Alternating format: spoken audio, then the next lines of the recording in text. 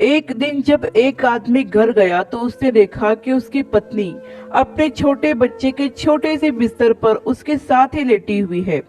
उस आदमी को आश्चर्य हुआ और उसने कहा कि अगर तुम आराम करना चाहती हो तो तुम अपने बिस्तर पर लेट जाओ, यहाँ तो तुम अधिक थक जाओगी। उसकी पत्नी उठ बैठी और उसकी आंखों से आंसू बहने लगे। पति चिंतित हुआ। पूछने पर पत्नी ने बताया कि वह सुबह कुछ चीजें देने के लिए एक अनाथालय गई थी। वहां उसने छोटे बच्चों को देखा जो केवल कुछ ही महीनों के थे और चुपचाप अपने खाटों में लेटे हुए थे। वो बहुत खुश हुई तो उसने महिला पर्यवेक्षक से पूछा, आपने इन छोटे बच्चों को इतनी अच्छी तरह से कैसे प्रशिक्षित किया है? कृपया मुझे भी सलाह दी, मेरा भी एक छोटा बच्चा है। पर्यवेक्षक महिला ने उत्तर दिया कि हम प्रार्थना करेंगे कि आपका बच्चा कभी ऐसे आज्ञाकारी न हो और मालिक आपको उसके लिए जीवित रखे।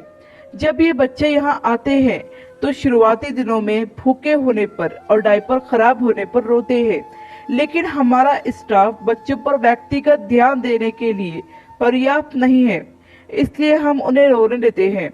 कुछ ही दिनों में उन्हें इस बात की आदत हो जाती है कि यहाँ रोने से उनकी जरूरतें पूरी नहीं होगी, चाहे खाना खिलाना हो या डायपर बदलना।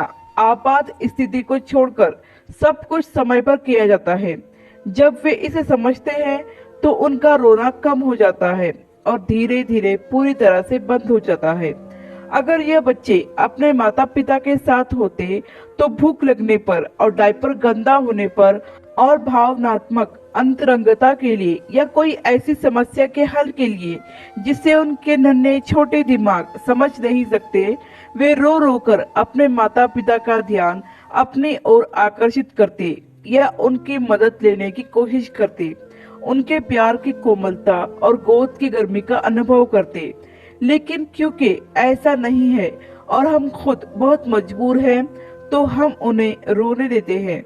कुछ दिन बाद वे अपने आप थक कर खामोश हो जाते हैं।